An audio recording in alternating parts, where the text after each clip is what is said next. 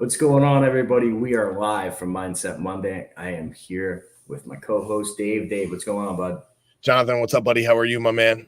I'm good. I'm good. Hey, first off, just want to shout out to all the fathers out there. Happy Father's Day. We have one of the most important jobs in the world, guys. Don't take that lightly. I know if you guys listen to the show, you probably don't. So happy Father's Day. All right. Yeehaw. Dave, what's going on, man? Well, guys, let's today I want to talk about, this good old Mindset Monday. Let's talk about planning. A lot of people, they don't plan anything. They try to fly by the seat of their pants. Or, a good example is the whole success zombie thing, right? It's okay, I'm going to get this info, all this great stuff, and then I don't have a plan to execute. You know what I mean? I have nothing written down. I have no sense of direction. It's the gym's a big one too, right? You could tell somebody, hey man, I've been working out for 2 years. Well, you kind of look the same, so where's your plan of attack on that? And there's so many people that when you're looking to implement a goal or to execute in your business, there's no plan of attack. Jonathan, you're a prime example of how to plan. I mean, you're one of the masters, somebody that I look up to at when you plan your day every day, when you break it down just on a time scale, right? I don't even think about it anymore. Well, it's a habit. Yeah. You know what I mean? You turn that, it's a habit and a skill set, really. Yeah. You turn that together and it's subconsciously happens.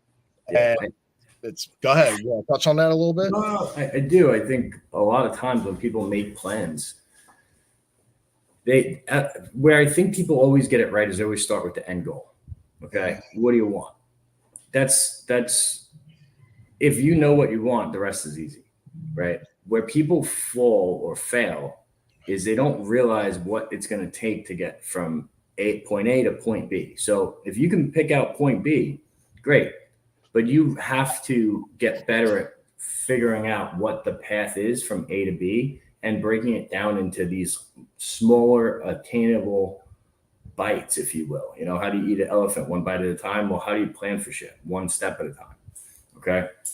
And make it so there's kind of check-ins, right? So what do you have to get done in a month? What do you have to get done this week? What do you have to get done today to stay on course for that plan?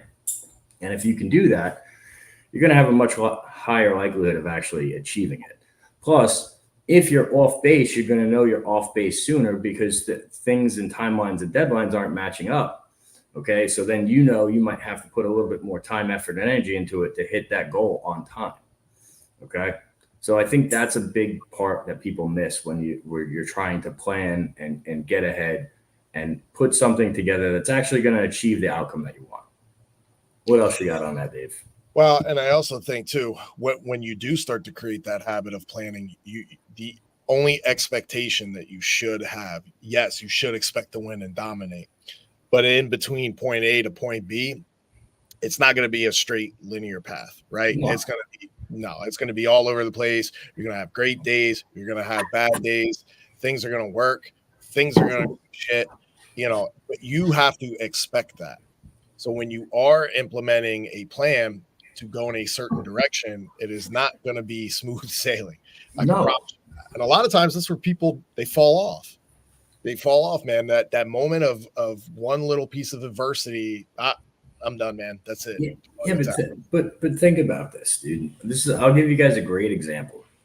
Okay, this is something that happened to me, and because it happened to me, it forced me to gain different skills to be successful.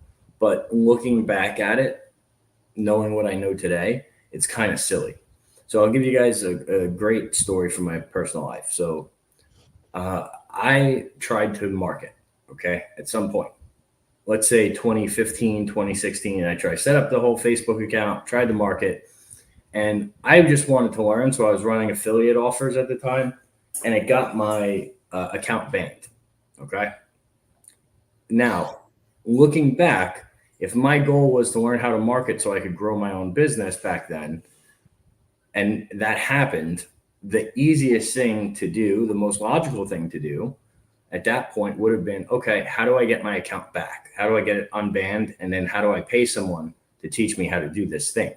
Right? Because then I'm still figuring it out, still on course. What I did, I learned how to sell with and build a company without marketing. Okay. I figured out because I didn't think, right? I didn't think it was a roadblock. It was a roadblock I wasn't willing to think about a little bit harder. So it forced me to teach myself and to learn how to build a company without really running profitable paid ads. I did that. Okay. So my sales, my copy, everything was that much better because of it. Now I still got to the end goal. Okay. But I would have got there a lot faster without the marketing. In fact, it wasn't until 3 years later, 4 years later, I went and actually did the work to get the account unblocked to start running paid ads. However, think about it like a goal or a timeline. The average person that was going to try to learn ads, okay, to run marketing would have stopped and not thought about it. And then they probably wouldn't have fought through and persisted to build a profitable company. They probably would have stopped because, hey, I can't run ads. Okay. I was still able to get through, but that's just because I'm very, very persistent. The average person 5 years ago, their account gets shut down. What are they going to do? Probably nothing. That's the difference between planning for success and planning for failure. Like planning for success, yeah, I still got to the end goal, but I got there a different way. That's what it's going to take if someone really wants to plan, because those things pop up all the time. The unexpected things, the little things, the annoying things that you can't figure out. You know, Dave, what are your thoughts on that? But I think they also leave you very valuable learning lessons, as to, and it does create another skill set. Well, let me ask you this. In that situation, what do you wish you would have done differently or not do anything differently at all? In terms of, hey, well, I learned it this way. Or would it have been kind of, maybe I could take the easy way out and kind of hire somebody to either do it or kind of teach me or help me go along? Do you elaborate on that? Yeah, I mean, that's a good question. Looking back on it, I wish I just fixed the issue when the issue came up. But it's very hard for me to say, would I trade everything or turn it back? Because building a company, a profitable company without paid ads is a pretty big accomplishment, right? And so being able to do that and learning that skill set, I think, is invaluable. So I'm kind of glad it happened. But on the flip side, looking back, yeah, I wish I just handled it like a better operator. Yeah. That's the truth. Yeah. Well, again, man, it's that learning curve, could have, should have, and it happened for a reason. You gained a valuable skill set out of it. Definitely a hard thing to do, hands down, and even back then compared to now, I mean, the ad space, it's pretty freaking crazy. Yeah. Like you're trying to outshine everybody. So it gives you a sense to be different. Well, hey, I'm different now because I learned X, Y, and Z, and it just, even though it took 3 or 4 years. So it's awesome, man. Good stuff. I like that. Guys, plan, write things down. That's the most important thing. If you want to start, really just start writing it down. You got to start somewhere. Okay, well, how am I going to plan my day accordingly? Okay, I need to do this, and this task, right? Because all the stuff that we're talking about, Jonathan, how long did it really take you to grasp the whole calendar concept? Calendar concept is easy. It's just having a discipline to stay with it. Yeah. The hardest thing that'll happen when you're implementing using a calendar is people are going to call you regardless of it. And you have to kind of train everybody. And to this day, it's still, I still get a little bit of friction, but you when you get used to explaining to people, hey, do me a favor. The reason I am a text only person is because I'm usually very busy working with clients. And when I'm working with you, I want to give you my undivided attention the same way I want to give it to them. So when you need me, text me, and then I'll set up time, or we could hop on and schedule time to connect. Yeah, I mean, that's pretty straightforward. Most people should understand that anyway. At least if you're doing something, not if somebody's starting out, they're gonna be like, he doesn't like me. He's not answering my call. It has happened. I'm sure. Yeah. Read them the riot act. They'll get it. Yep. You got anything else, brother, you'd like to add to that? No, we're good. Keep it short and simple today, man. I hope all you fathers had an amazing weekend. you know, it's Monday, man. Let's get at it. Let's kick ass. We hope this brought value to you guys.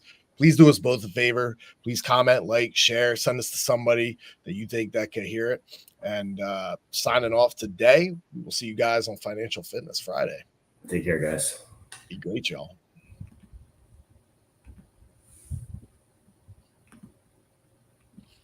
All right, there we go.